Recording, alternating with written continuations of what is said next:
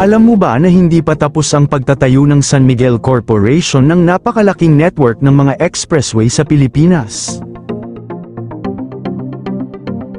Kung akala natin ay sapat na ang Skyway, SLEX at TPLEX, may mas malalaki pang proyekto na nasa pipeline ng SMC, may mga bagong elevated expressway, toll roads, connection sa mga existing highway, at mga rutang magdudugtong sa Metro Manila, Central Luzon, Southern Luzon hanggang Bicol.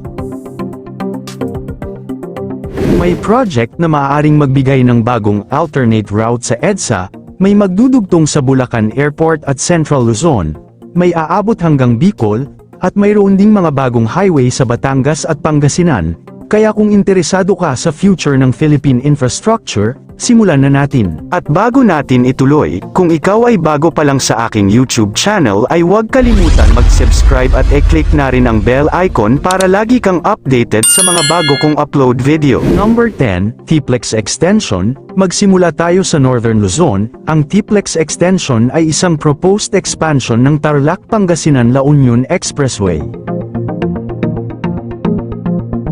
Ang kasalukuyang TPLEX ay isa ng mahalagang backbone papuntang Northern Luzon, pero ang plano ng extension ay mas lalong dalhin ang expressway network patungo sa La Union.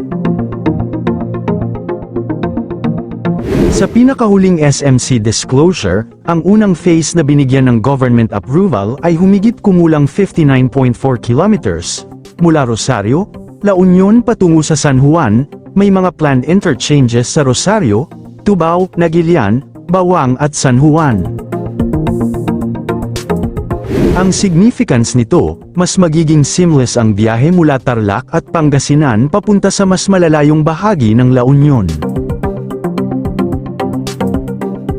At kapag pinagsama mo ito sa PLEX at iba pang Northern Luzon projects ng SMC, makikita natin ang isang mas malawak na network na unti-unting nabubuo. Number 9, Nasugbu-Bawan Expressway. Ang Nasugbu-Bawan Expressway o NBEX ay isang 61 kilometer, 4-lane toll road na nag-uugnay sa western at eastern portions ng Batangas. Magsisimula ito sa Nasugbu at dadaan sa mga lugar gaya ng Balayan at Lemery bago makarating sa Bawan. Isa sa malaking advantage nito ay ang pag-connect nito sa Cavite-Batangas Expressway. Ayon sa SMC, maaaring mabawasan ng malaki ang travel time mula Nasugbu papuntang Bawan, mula sa humigit kumulang 1.5 oras tungo sa around 45 minutes kapag operational na. At hindi lang commuters ang makikinabang, mahalaga rin ito para sa tourism, agriculture, logistics at movement ng goods sa Batangas, kaya kapag pinagsama ang NBEX at CBEX, parang gumagawa ang SMC ng bagong expressway corridor sa Calabarzon. Number 8, Cavite-Batangas Expressway. Ang Cavite-Batangas Expressway o CBEX, ito ay isang 27.06 km toll road na mag-uugnay sa Calix sa Silang, Cavite papunta sa Tagaytay-Nasugbu Highway. Dadaan ito sa mga lugar gaya ng Silang, Amadeo, Tagaytay, Indang, Mendez, Alfonso at Nasugbu. Bakit ito importante? Dahil maaaring magkaroon ng additional route ang mga motorista na ngayon ay umaasa heavily sa existing road sa Calabarzon, at isipin mo ang magiging connection, Calix, CBEX, NBEX at Batangas. Number 7, Pangasinan Link Expressway. Kung nasa Pangasinan ka naman, isa ito sa mga pinaka-interesting na proyekto. Ang Pangasinan Link Expressway o PLEX ay may kabuuang planned length na 76.8 kilometers. At may malaking development na rito, nagsagawa na ang SMC at Pangasinan Provincial Government ng groundbreaking para sa project. Ang Phase 1 ay mag-uugnay sa Binalonan hanggang Lingayen.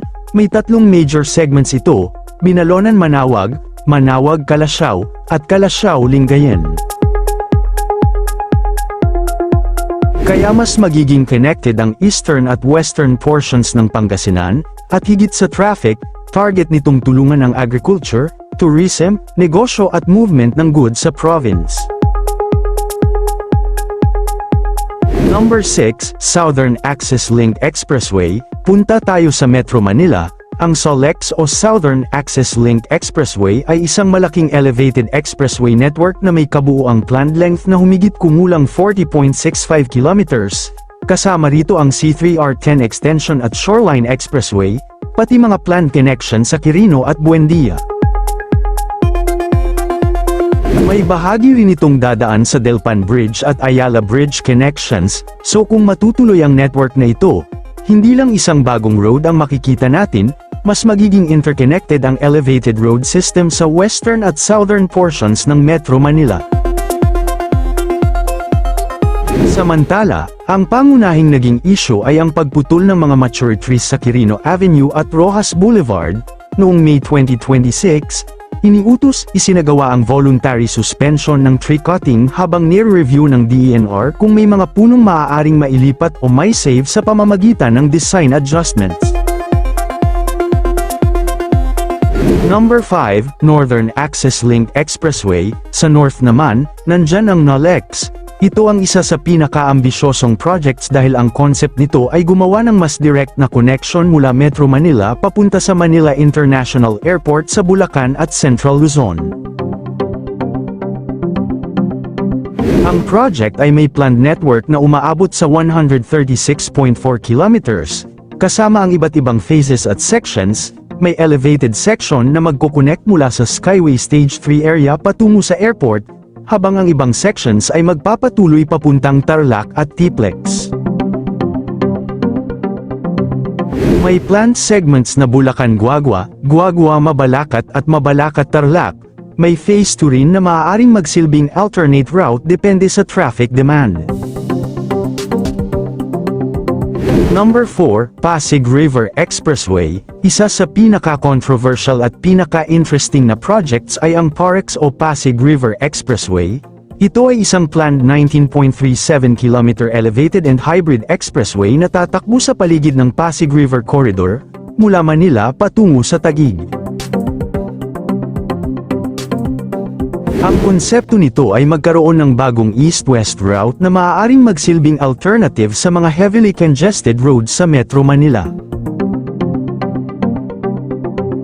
At dito nagiging interesting ang network. Ang PAREX ay hindi dapat tingnan bilang isang standalone expressway lamang, may planned connections ito sa ibang proposed elevated routes tulad ng SOLEX at iba pang SMC infrastructure.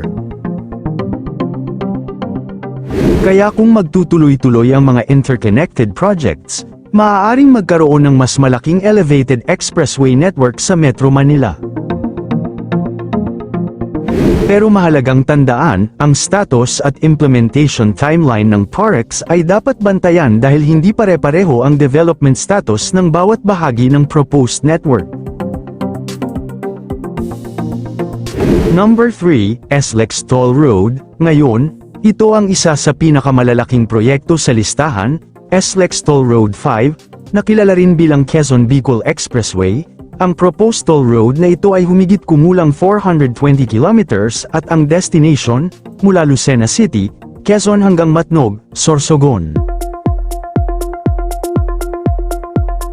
Ibig sabihin, kapag fully realized, mas magiging tuloy-tuloy ang expressway corridor mula Metro Manila, Southern Luzon, Quezon, Camarines Sur, Albay at hanggang Sorsogon. May 8 proposed segments mula Lucena Gumaca hanggang Sorsogon Matnog. Napakalaking bagay nito para sa Bicol Region dahil maaaring mapabilis ang transportasyon ng tao at produkto, at higit sa lahat, ito ang magiging extension ng Southern Expressway Network papunta sa Bicol. Number 2, SLEX Toll Road 4. Bago makarating sa TR5, kailangang tingnan muna natin ang SLEX Toll Road 4. Ito ang critical connection mula Santo Tomas, Batangas hanggang Lucena, Quezon. Ang project ay humigit kumulang 66.74 kilometers ayon sa SMC disclosures. Napakahalaga nito dahil ito ang magbibigay ng mas direct na expressway route sa Southern Tagalog. Kapag natapos at naging operational ang mga kailangang bahagi, maaaring mabuo ang isang napakahabang expressway corridor mula Metro Manila patungo sa Bicol. Kaya hindi lang ito simpleng extension ng SLEX, isa itong potential backbone ng future Southern Luzon Road Network. Number 1, Skyway 4, Southeast Metro Manila Expressway. At ang number 1 sa listahan natin, Skyway Stage 4, o Southeast Metro Manila Expressway, SEMME. Ito ang project na maaaring magkaroon ng malaking impact sa traffic situation sa Eastern at Southern Metro Manila.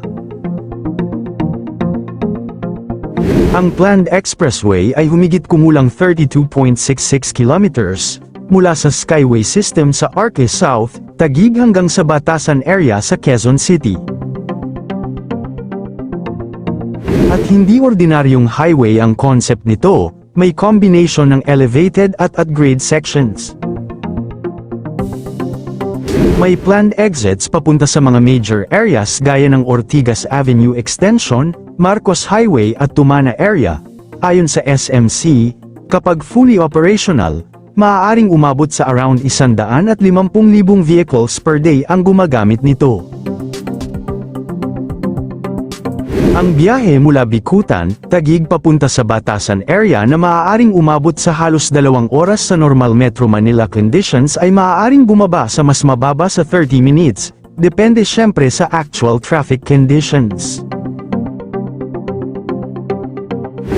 Ngayong 2026, isang malaking step na ang ginawa para sa project, nilagdaan ang Right-of-Way Usage Agreement involving SMC, DOTR, DND at Veterans Association of the Philippines. Pero sinabi rin ng SMC na kailangan pa ring ma-resolve ang remaining right-of-way concerns bago magsimula ang unang segment. Ano ang makikita natin sa lahat ng projects na ito? Hindi lang basta paggawa ng mga bagong kalsada, ang mas malaking picture ay isang interconnected toll road network. Kung ma-realize ang malaking bahagi ng mga proyektong ito, maaaring magbago ng malaki ang paraan ng pagbiyahe ng mga Pilipino sa Luzon.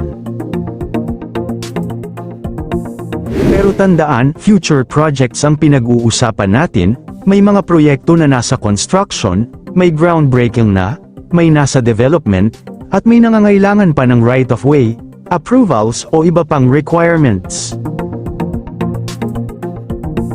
Kaya huwag basta maniwala sa mga post na nagsasabing bukas operational na o nagbibigay ng siguradong completion date kung wala namang official announcement. Ang mahalaga, alam kung ano ang plano, saan ito dadaan, at ano ang magiging potential impact. At kung nagustuhan mo ang bidyong ito, huwag kalimutan mag-subscribe sa YouTube channel ko. I-like and share mo na rin, malaking tulong na yan sa akin, at maraming salamat sa panunood.